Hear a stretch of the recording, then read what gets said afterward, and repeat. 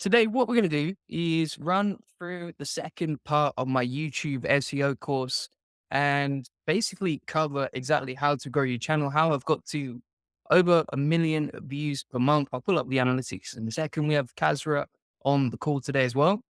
Hello, hello, hello. The awesome thing about this is in my last YouTube video, if you didn't see this already, I'm going to pull up right here. Scroll down now. I can find it. I'm doing too many videos these days. We all are. That's true, actually. Yeah, we're all in the same boat here. So it's this one right here where we basically did a YouTube course, talked about how we scaled it with ChatGPT and AI and all the systems that we use. And in the end of that video, I basically set a challenge, which was I will record the second part of this course.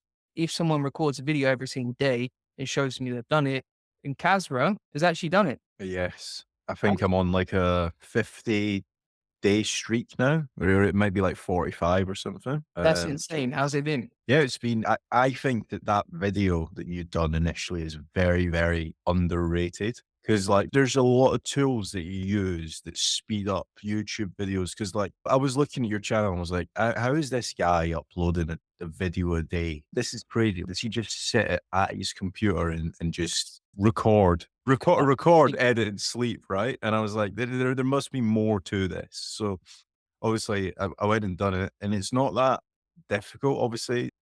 I mean, I record every single day. I don't know if you do like a bulk recording. I record like every single day, and it probably takes me like 30 minutes to record, and maybe another 30 minutes to edit the videos. So it's not that time consuming that most people think. And one thing I would also say as well is, for a lead generation point of view, it's really good if you're able to like provide information, and it's not just all salesy style videos that you're mass producing, then it's a good source. Yeah, that's it. I mean, it has to be as efficient as possible and productive as possible. Because I mean, I know for you, you've got multiple businesses. I've got multiple businesses. You've got a team of people to manage. That can be a full-time job in itself. And it's like, what would this look like if it was easy? And I think this is one of my biggest frustrations when I've used YouTube consultants, particularly in the past, is they focus on their production and editing and all the tiny little 0.01% that actually don't make a big difference. Whereas 80% of it is just publishing every single day and then iterating. And like, if you do Yeah. that, you're going to get on the roll. Like your channel, just as proof for anyone watching, if you're not following Gazza already, would definitely recommend checking out his channel. But basically, you've grown from like basically zero to 3,200 subscribers. This isn't just for big authoritative YouTube channels. This works for anyone, right? Not at all. There's a couple videos that have went viral as well, like a couple podcasts that I've done, a couple like clickbait style videos. I mean, you can call them whatever you want. So some of the videos ain't clickbait. But as soon as like a video goes viral, you're probably bound to get like 150, 200 subs in that 24-hour period as well. So it's very much down to like the video creation process. I don't use like the thumbnails that you're using, like the AI style of thumbnails. I always have like my face in it as well. So there's certain bits that I've like took from you, and there's certain bits where I've been like, right, I want this like my style as well. But yeah, like if you have like a really low budget and you just want to start uploading videos, like there's definitely that video part one that you done a few months ago, and that should help a lot of people. And again, it's not also to do with just SEO as well. If, say for example, anyone's watching that wants to start doing like, I don't know, Facebook ad videos or PPC videos, that video that you done would apply to it as well. Yeah, yeah, that's true. Well, I think it works for any niche, any industry. I mean, I launched a agency channel last month, and that's already nearly up to 1,000 subscribers. And I think it does work for any industry as long as you take the action, which obviously you did. And that's kind of a common objection is like, oh, YouTube's too hard or it doesn't work for my niche, blah, blah, blah. But it's like, actually, no, you can make it really easy. You can start a new channel and get good results. Even if the industry is super competitive, like there's a lot of people doing SEO videos, but you can still rise ahead. And if you want to scale it, it scales as well. I mean, between 25th of December and January the 24th, which is 1 month, we got to 1 million views a month. And it's like, you can scale it to new channels. It's easy. Even if you have multiple businesses, you can do it. There's no excuses, basically. That's what Yeah. I want to break anyone's LinkedIn beliefs if they're watching this right now and they're not sure about doing this. Now, just to recap, if you haven't seen the previous video, I'm just going to pull up the notes. And if you want to get access to this, it's going to be inside my free ChatGPT SEO course. and my agency course as well. But basically, in the notes, we talked previously about week one is the strategy and just figuring out, okay, how are you going to monetize it? Are you going to make money from it? And if you want to watch the video, you can, but we're going to cover part two today and answer any questions that Kazra has as well about doing a YouTube course. And then additionally, in week two, we talked about the 30-day challenge, building your own funnel, making it as efficient as possible, basically creating a schedule of content and even how to come up with the ideas. In week three, we talked about content creation. This is a 6-week course. So we talked about the show, don't tell method and just film and screen, which is what you did, right? Yeah. Yeah. So for previously, I was doing like a lot more high production videos, but you just can't scale that. And you obviously need like a dedicated video editor and stuff. So yeah, the Loom style recording where like, for example, there's a lot of my videos that I would probably send to VAs and stuff, and they just work well. Like people want information, you're just feeding them information. Yeah, I think it's all about cutting the bluff and just showing, don't tell him. Like one of the biggest problems with YouTube is that there's a lot of inauthentic people who can get away with big edits and nice animations, etc., but not really teach anything or not show how it's working for them. And it's like, if you cut through that and you do something like you're doing where you pull up your analytics, you're like, here's undeniable, irrefutable evidence that I'm ranking on Google using my strategies. And I think that that cuts through the noise a lot more and people crave authenticity when it comes to content now. Additionally, it's all about being very, very efficient. So timing yourself, don't worry about edits, just screencasts. Do you use these scripts as well for recording? Yeah. Yeah. Yeah, that was like the very first tool that I purchased from that video. I saw it and I was like, "Yeah, I need to get this right now." And then I would say just do the opposite of what YouTube consultants do, right? So you don't need any fancy editing. You don't need any marketing managers or VAs at first. You don't need to outsource the thumbnails even. And I'll show you a very, very recent example of this. If you look at some of the videos we created last week, for example, like this one, this is a YouTube live, no editing, just me banged on the camera and started recording. I didn't even have any plan of what I was going to talk about, but it got 16K views. And the same for this video as well. Got 7K views, no proper thumbnails, literally just a screenshot. It's like, you don't need a fancy thumbnail to do this. Yeah. And finally, I don't know if you've had this, but I get a crazy dopamine rush from checking analytics. So I think you actually mentioned this in your very first video, and you said, "Don't look at the stats for the first 15 days."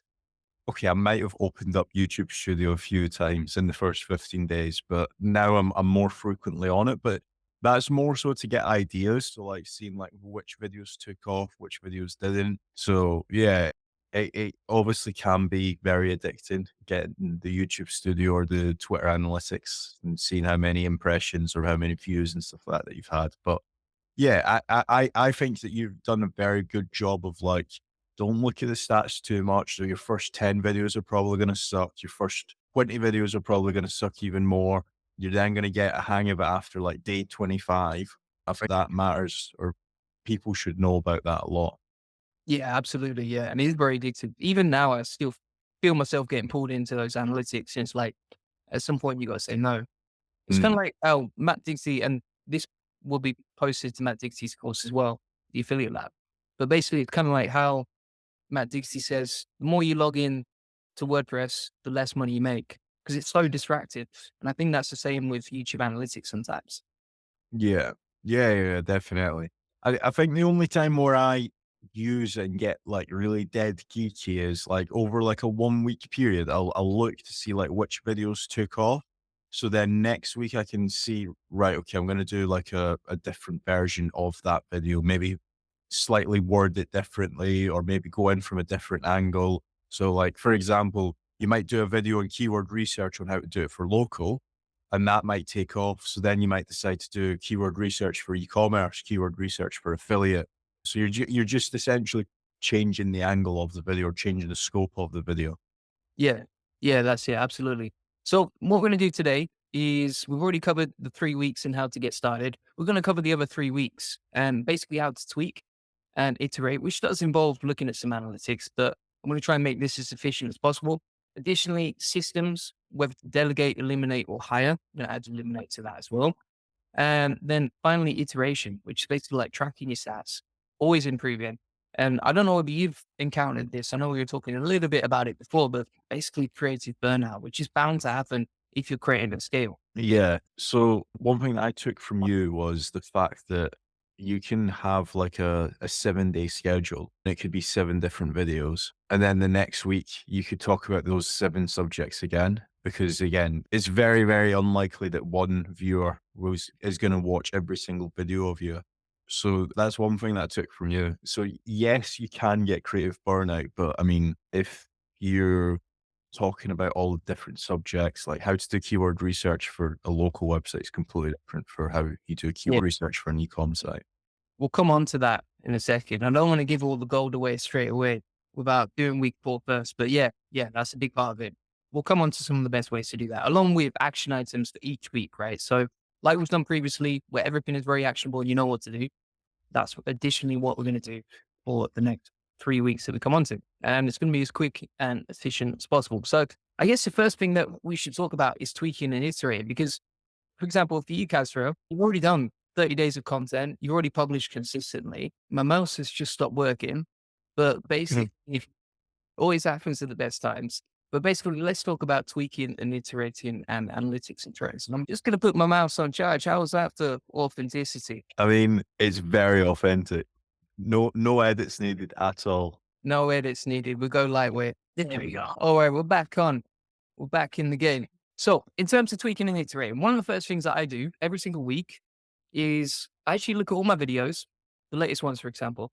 And one thing that I find with YouTube is it is a constant game of iteration and basically reinvention because what worked 6 months ago is not going to work today. And I'll give you an example of that, right? So, Mhm. if you look on YouTube and I think it's like how Julian Goldie published 1,000 articles. Now, when I published that, that was absolutely outrageous in terms of publishing that content because it never really been done before on YouTube. And it was Mhm. just so ridiculous to go from, a world in SEO, as you know, where you're just publishing 1 or 2 articles per week to creating 1,000 articles in 60 minutes and then scheduling them for the year. Right? It's a ridiculous concept, never been seen before. And then Basco, who I actually spoke on a call with a couple of weeks ago, but basically he recreated that video, very similar titles, create 1,000 articles in 10 seconds versus 30 minutes. But the problem with that is, and this with all respect to Basco, is like if you recreate the same concept that someone else has already done, then it's never going to perform as well because the thing that it lacks, and I don't know whether you read Influence by Robert Cialdini, but the thing that it lacks is uniqueness.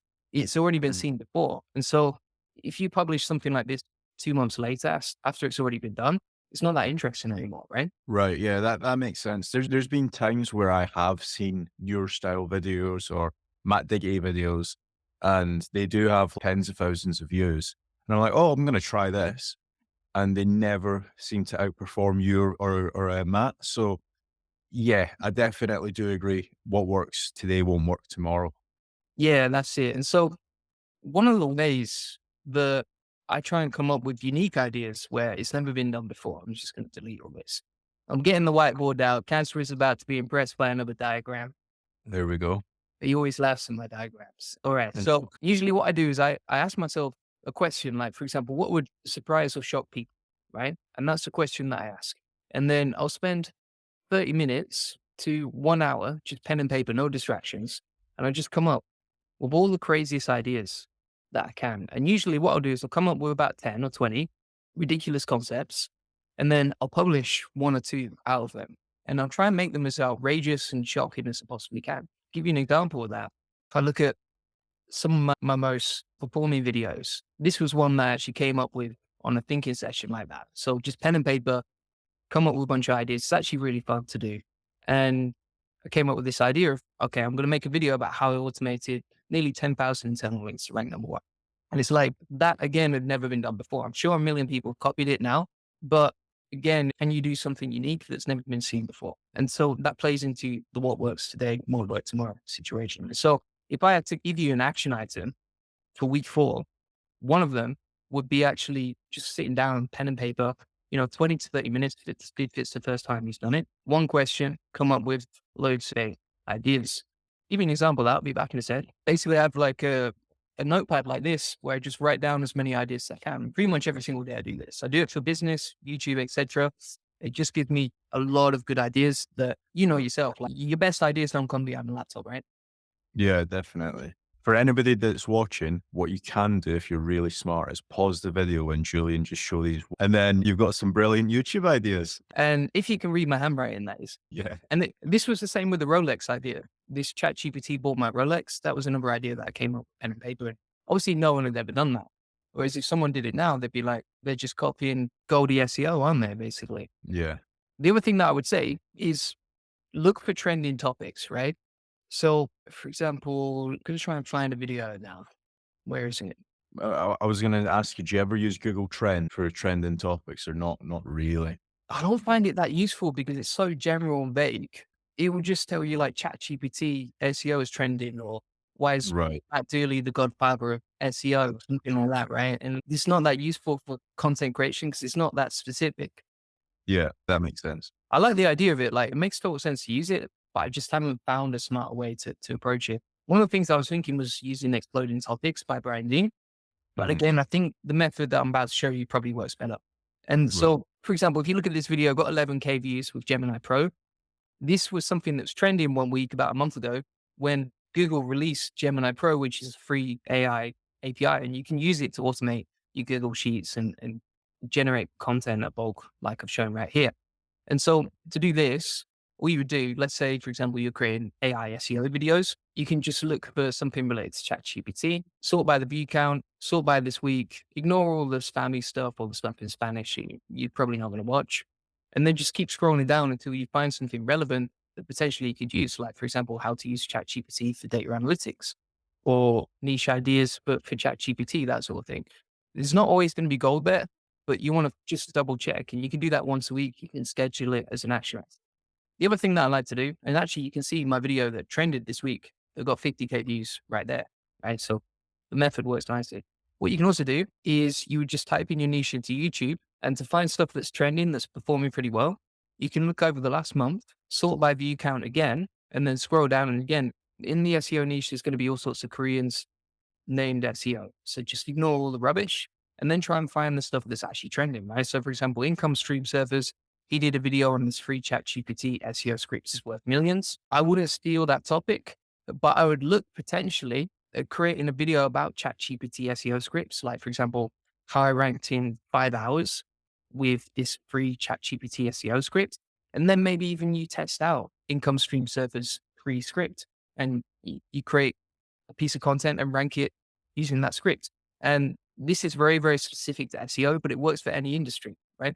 I probably wouldn't recommend emulating something like this, SEO in 2024, because Matt's channel is so authoritative that he's bound to get views. And I know he has an extremely smart system that is completely different to mine when it comes to YouTube. So I wouldn't recommend emulating that sort of video, but potentially this one you could, which is another one by me. And then you just go down the list and you go, right, what can I emulate? How can I make it better? How can I make it more clickbait and interesting and win the click that way? I think the biggest thing with what you've just mentioned is you're trying to improve upon what's already there. So if, say, for example, you go and upload an article tomorrow, Julian, on how you published 5,000 articles and you made whatever, I think if I was to come and try and outperform you, I would need to probably come along and say how I produced 15,000 articles in 15 minutes and I don't know, bought a Lamborghini or something along those lines, right? Yeah, Because yeah. then again, it's never been seen before. Well, if you bought a Lamborghini using ChatGPT, it's like it's something new that nobody's seen. So again, you just need to play around with what's kind of there and what you can actually help people with. But yeah, I think that's probably the biggest thing. Yeah, that's true. That's true. So there's two different mindsets there, right? Like what works today won't work tomorrow, and then come up with something unique and interesting and new. And then the two action items, pretty simple, is just check your niche, sort by the view count, ignore the spam, and find topics that you can improve on. And the same for coming up with ideas. 20 minutes, pen and paper, one question, come up with loads of clickbait ideas. And that is week 4 done basically at that point.